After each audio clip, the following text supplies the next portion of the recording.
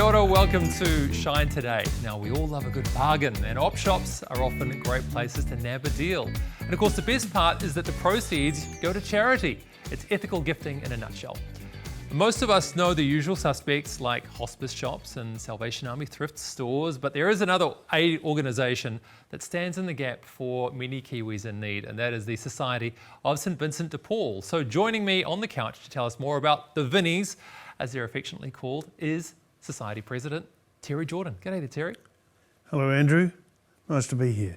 So the Vinnies, how long has that been the go-to term for you guys? Oh, Vinnies is something that's been around a long time. Yeah. It's very big. The society's known as the Vinnies in Australia. Right. But here in New Zealand, we're a little bit more formal. We tend to go by St Vincent de Paul. Right. But I think things are changing and we're becoming Vinnies shops and Vinnies people. And so tell me about the organisation itself, because it's not, say, as a church like, say, Sally's are, but you are kind of church-based. So tell me how the society functions. What does it do? Well, it's 190 years old. It was established in 1833 in Paris by seven young people, who decided that it was necessary to put their money where their mouth was when it came to their faith. And the poverty in that over there was at that time extreme. And they were challenged and they rose to that challenge. Now it's a network of charity that extends right throughout the world. So we've got, we're in 150 countries, as diverse as, South America, Africa, right through Europe, even to Ukraine. We're in Ukraine. A lot of work going in there at the moment.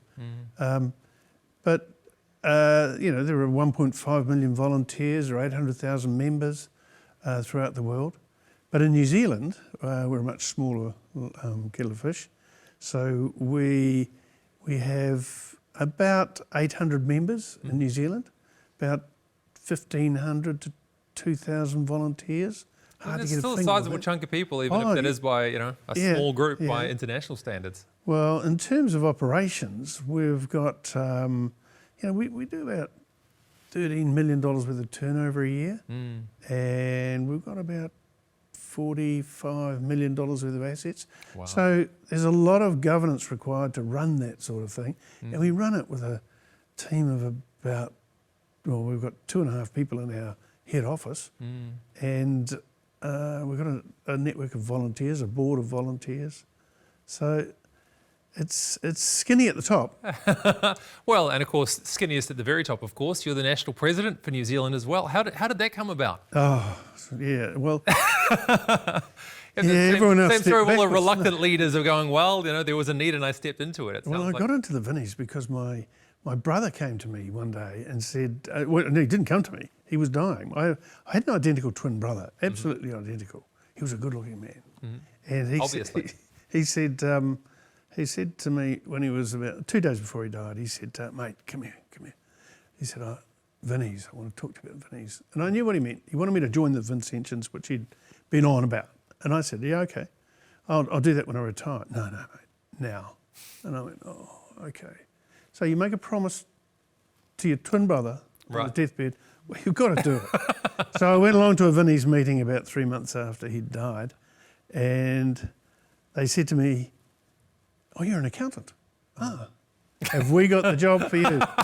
So that was me. And I was hooked into an accounting job, treasurer, conference treasurer, area council treasurer, and then I became national treasurer. I think they call it the curse of the highly competent. Yeah. Too good for your own good. So you're talking before about the founding of Vinnies as well, and of course we're going back to the 1800s and now fast forwarding to where we are in New Zealand now. I mean, you think about what the world was like in that period of time and of course in that part of the world and now where we are today. Are things massively different though in terms of the needs that are being met, or are there still a lot of similarities in the situations that the Vinnies are helping with? Well, it's amazing. We were talking about this recently at a recent conference that we had, and we were comparing 1830s France to 2020s New Zealand or 2020's world. And the poverty still exists, and it's extreme in some areas. In New Zealand, we've been through this COVID pandemic, which has created a whole new area of poverty, an underclass of people, and it's their needs that the Vinnies tries to meet, and that's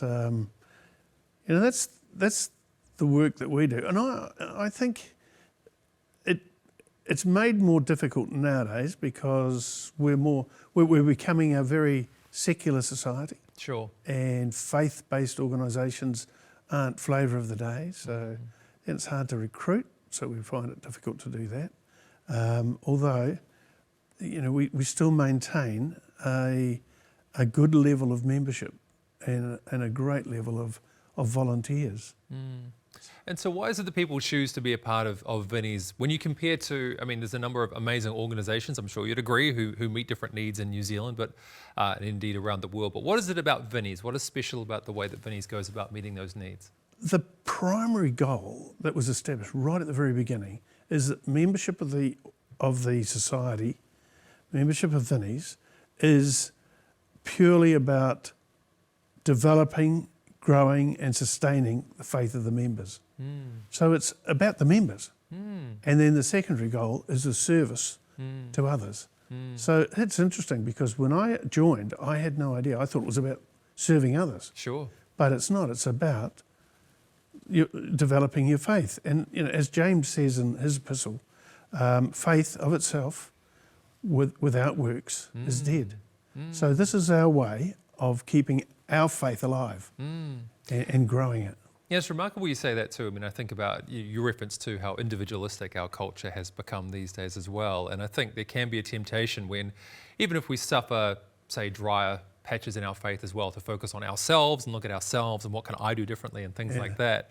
And then as you say with Vinnies, you suddenly have this opportunity to focus on other people's needs. And it is amazing how much I've experienced in my own life. That perspective shift can often be more the cure than maybe you think for what might ail you, say, spiritually or otherwise. Yes. I tell you, if ever you want to know how fortunate you are, go and help others, and just see, and I look at people who have suddenly come on hard times through illness, family problems, marriage split-ups and things like that.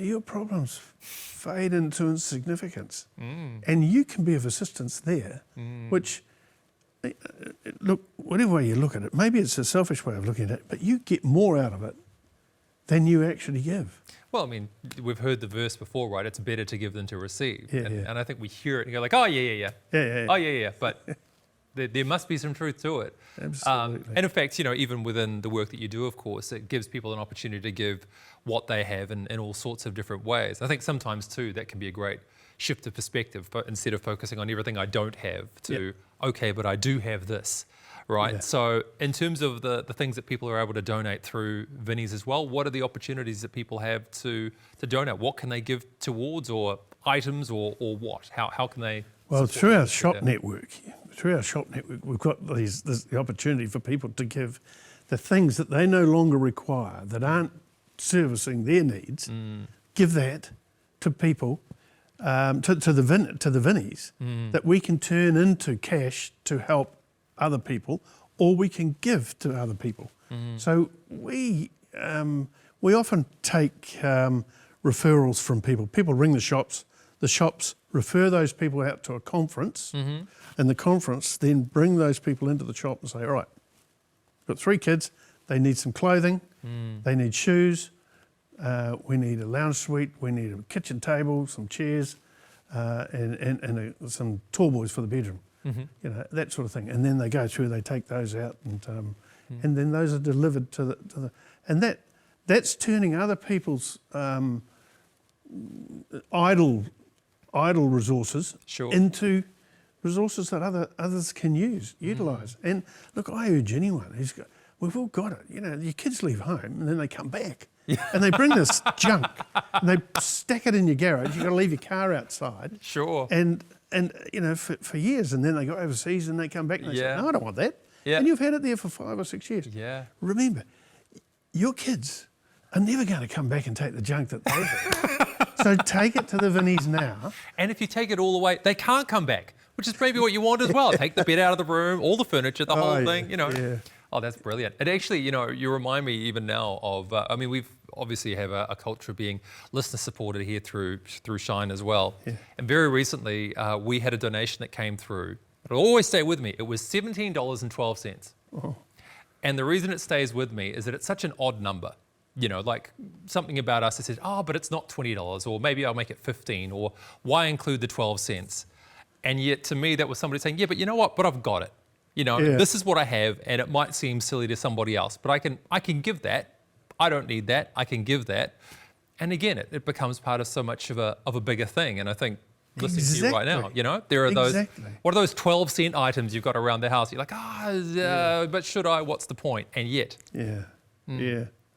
Yeah, no, that's definitely the way to do it. You can, people can take those down to the Vinnies shop, or if they've got furniture, beds and things like that, they can call their local Vinnies shop and they'll come down and pick it up. And that will go to someone who is really in need of it.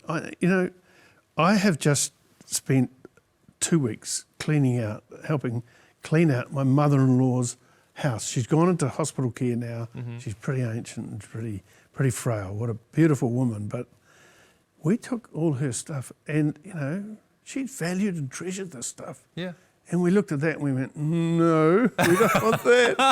No, nobody wanted that. And none of the nephews or nieces needed anything. We all took little pieces. And then the Vinnies van came in and away it went. Yeah. Now, I turned up at the shop yesterday because I forgot to put the microwave in there. And I took the microwave in and I said, you know, where's all the stuff? He said, it's all gone. Wow. I said, that's amazing. You know, within a week and a half, most of all that stuff had gone. So there's need. Yeah, and tell us about the people that you're helping as well. Would people be maybe surprised to know those who are reaching out for help from Vinnies and the work you're doing? Yeah, well, we help anybody who asks for help. There's no religions. You don't have to be Christian or Catholic or anything like that. Pure atheists, you know, people who are agnostic. You know, we help anybody. We help the old, the young, the poor. We help students who have need. We help pensioners, unemployed, people on low wages, all these sorts of things. That's the sort of, those are the sort of people we help. Even lately, through COVID, people who have never needed help before. Now, it's hard to ask for help. Oh, definitely. Very difficult. Yeah. And people who have never asked for help have suddenly been confronted with situations where suddenly they've been ill, they've got long COVID, or they've run out of sick leave. Suddenly they're on leave without pay, no money, mum's at home with the kids, dad's not got any money coming in. How do they pay the mortgage? How do they pay put the food on the table? And they come to us. And we help them make it through those times, those difficult times. So we tend to regard it as a hand up, as opposed to a hand out. Yeah. And you know, some tremendous stories. And of course, there's not just with the Vinnies itself, but there's also like a youth arm to what you guys are doing as well, right? Tell us about that. Oh yeah, there's a youth arm. In fact, in Auckland here is probably the most successful part of the society in New Zealand. Wow. In terms of youth, because we have a young Vinnies operation which runs out of Onehunga, which is right there where the need is. Yep. So Frederick Osenham, our founder, said, you know, take the work to the need, make it relevant. And we've done that. So we're in a major warehouse down there, and we bring in food, we buy food, we get donated food, there's rescue food, there is, they glean food. So somebody rings up and says, hey, I've just harvested a whole paddock of leeks, you've got 2 hours, bring your team in, and yet whatever you get, you can have. So they go in there, and they did that recently, and they came out with 2.5 pallets of leeks, you know, massive. And those leeks went in the food boxes, you know. Yeah. Those sorts of things. So they buy in food. And then they get volunteers to come into the shop, into the warehouse, on a Monday, Wednesday, and Friday. I think Dell will correct me for sure, but and they pack boxes. Now these boxes are food for a family of 4, or sometimes if it's 8, it's 2 boxes or whatever, and it can be vegan, vegetarian, it can be halal.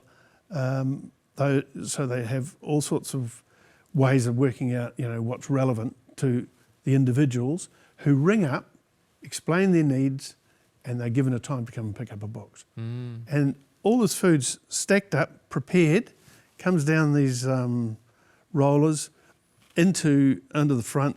It's taken out, and people come in, pick it up. Wow. It's an amazing operation.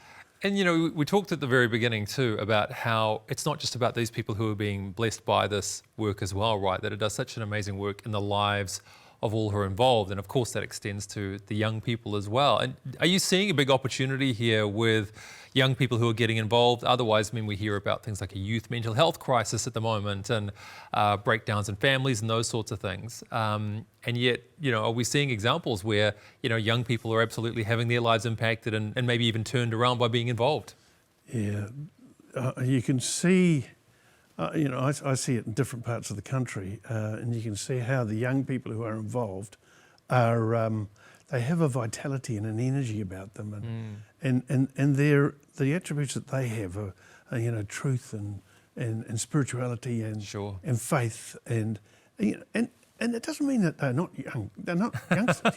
They're kids. Well, I call them kids, but it mightn't be politically correct these days. But they're young and they're tremendous young people who are full of hope and joy, and I think they benefit from the young Vinnie's work that's done, and there's a lot of work done through the schools where programs that go into the schools teach these values. They teach values of, Vincentian values of care and kindness and empathy and that.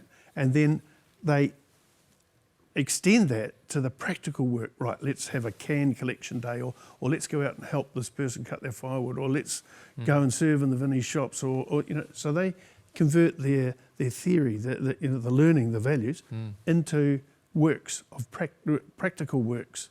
I'll tell you what stands out to me with that as well, I think, is that what can be overwhelming for a lot of young people as well is the number of needs and problems in the world these days are put before them all the time. These are the problems we had, be they societal or they're climate related or whatever.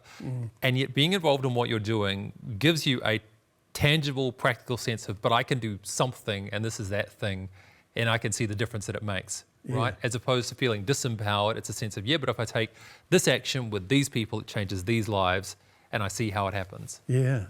Look, I agree. It gives them a purpose. And how many young people have no purpose, a lot of people, I see it in sport, how a lot of people turn their lives around because they've got a purpose for sport and competition and making themselves better every time, It's great. And this dovetails. This is part of life. This is how you develop yourselves as individuals. And I think our young people are tremendous. The way that they orientate themselves, they develop this charism and then carry it out through the practical works that we do as a society. Love it. Yeah. Wonderful, wonderful. Look, we're closing in on the Christmas season now as well, which is, I suppose, a unique season of opportunity in one sense, but I guess of challenge at another. So what are some of the challenges that you're facing in the build-up to this Christmas period and maybe even, some of the needs that you have or opportunities that you're seeing? Well, the challenge is, of course, that at Christmas there is greater need, and we're a bottom-up organisation. Sure. At the conference level, they're the ones who decide what they'll focus on. So most of them at Christmas focus on food parcels and packs and Christmas packs and gifts for the families that they have on their books that are in need. And, some of them have 10 or 20, some have 50, and, the Vinnies here in Onehunga have 500 or more, and others have hundreds. all around the country, and that goes out. So that requires quite a lot of resource as we buy in the food and the gifts that we haven't got, and then we put it together, and it takes a lot of human resource as well. Sure. To actually put these things together and make sure that it's appropriately put together. We don't put ham in a thing going to a Muslim family. Sure. Things like that, So we, at Christmas time, it's our busiest time. Sure. It's also our busiest time in the shops as well, as people go out there searching for bargains, looking for that gem that they would like. Or so the difficulty, the challenge is that we don't have the resources, we don't have the money. Sure. To be able to do as much as we would love to do. But we have to work on that, and part of my role as president is to make sure that we do get the money, and we put things in place that it's ongoing. Well, and hopefully we have conversations like this, which maybe direct some more attention your way as well. So, tell me then about how the spiritual needs are met during this time as well. We've talked a lot about practical needs, but of course, it's practical needs, but also given from a heart of Christian mission as well. So, how was the gospel message also spread during this period of the year, or just I guess generally through Vinnie's? One of my platforms that I stood as president on was to focus more on the spirituality of our organisation. And I've got a friend, a priest, Father Alan Roberts, who's our national spiritual advisor. And Alan and I go back 30 odd years. He's a very contemplative, quiet man with magnificent spirituality. He's a hugely spiritual man. And he's tremendous. And he does, every month, he does a spiritual reflection for us that goes to every member and every volunteer and every special works, all those things. Everything we touch, they get a copy of this. And it's a focus for each month, And that's picked that up. We've just had a conference where we spent the first half of the day on purely spiritual direction, discernment and understanding and renewing ourselves, and that's a focus that we need to focus, because we are a spiritual organisation which focuses first on growing our own faith and then carrying that out through sustaining it through our works. At Christmas time, we all the shops put in.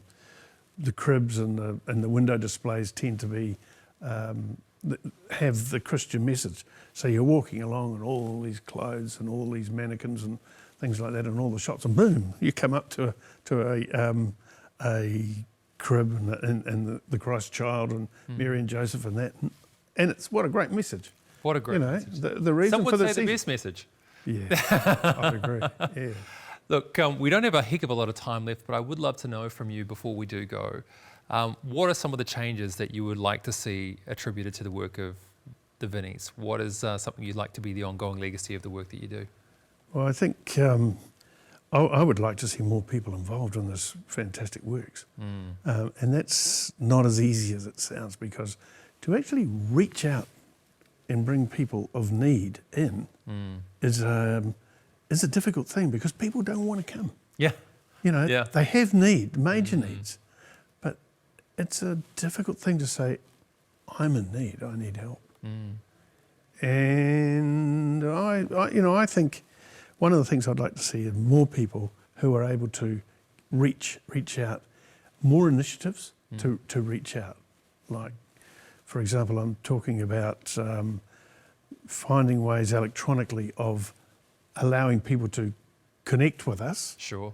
So that we can then go out to them and say, hey, you needed something. You said yesterday in a voicemail or an email that you needed that. I can help you with that. There you go. And that's someone in their own neighbourhood talking their language who does that. So that's one thing I'd love to do. I'd like to get that organised. Well, look, I'm so glad that we got a chance to talk at least and find out more about the work that you do. And I come back to that thought of how good this is for us as well. you know, that there is that need, but I think we can forget that. So Terry, thank you. And of course, thank you for watching today as well. And remember too, if you do want to become involved in the Vinnies in any way whatsoever, it's good for you, remember, svdp.org.nz to donate and of course learn other ways that you can be involved too.